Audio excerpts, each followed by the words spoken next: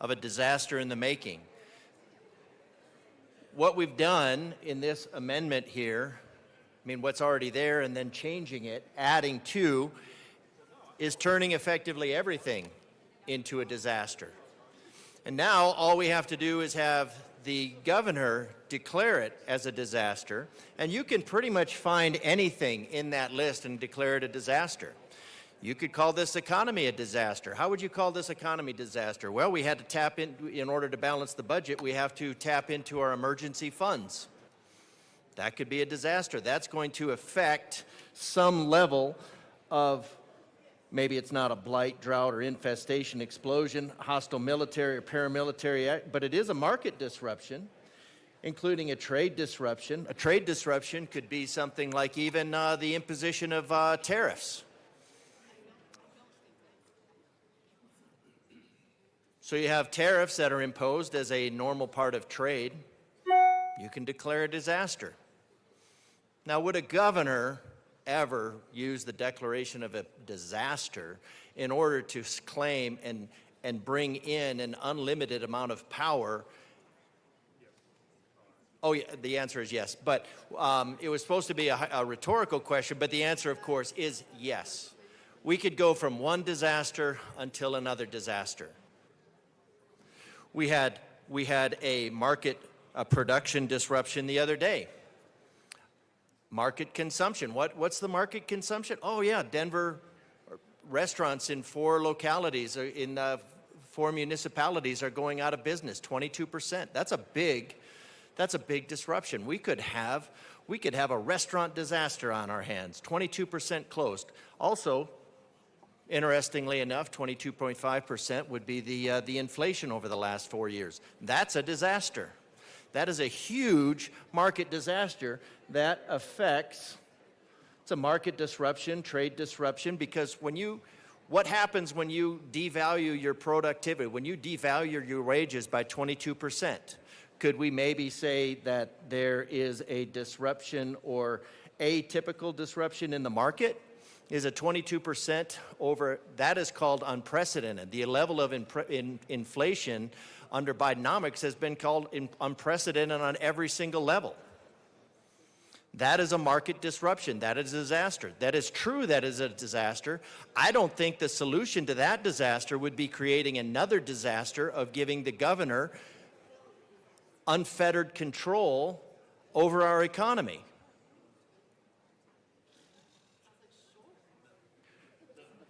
When you ask the people to solve the problem that created the problem, you always get a bigger problem.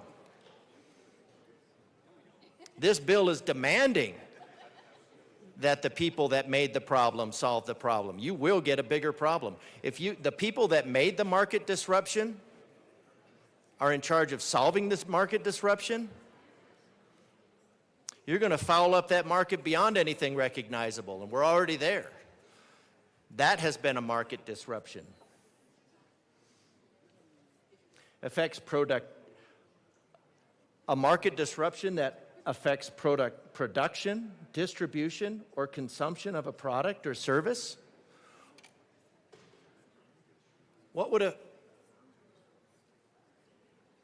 By that definition, this room is a disaster. Everything we do impacts those. And it impacts it in a negative way. So by the definition of this amendment, this room, the General Assembly, is a disaster. The policies that have been created by this room and foisted on the citizens of Colorado has created the restaurant disaster, the food distribution disaster, the transportation disaster, the housing disaster. We'll just move from one disaster to another, making the disaster worse, and then declaring it'll be a disaster. You're not going to solve any of these problems by turning more authority over to the people that made the problems. We had to balance the budget with the reserve, the emergency reserve. That's a disaster. Why did we have to do that? Because the General Assembly can't get its spending under control. And in case And in case it wasn't covered in something as broad as a market disruption, including a trade disruption or any atypical disruption in the market that affects production, distribution, or consumption, product or service, we threw in not limited to. So not only is this an incredibly broad definition, but this definition, by definition, has no definition.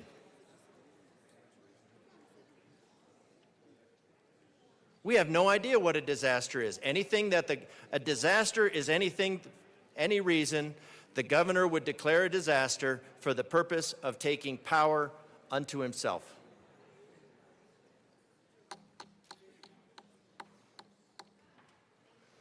And while I'm sure the current governor, we have nothing but good intentions, I mean, I fear for 2026. Who knows what we're going to get in 2026?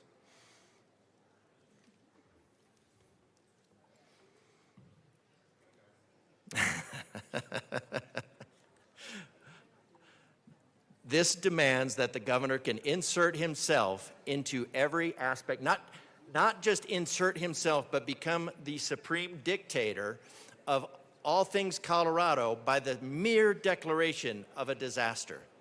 We have a housing disaster, boom. We have a market disaster, we have a restaurant disaster, boom. This bill would make it so that we do not need the General Assembly, because every problem that the governor wants to solve, he could just declare a disaster.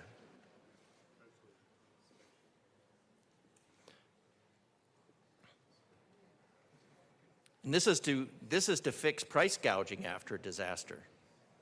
Price gouging, and then just by definition, what is price gouging? It's just whatever this room decides what price gouging is. And one of those things that price gouging has is, would be the price of water. How do we determine that? How do we determine what is, because a lot of people in this room are willing to spend $2, $3, $4 on something that's free. And it's packaged in packaged in less than a nickel's worth of plastic. Yet it costs $2. What are you paying for? You're paying for the distribution.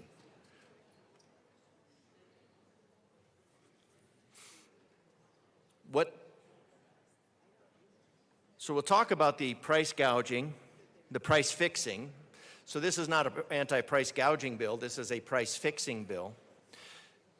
This is to make the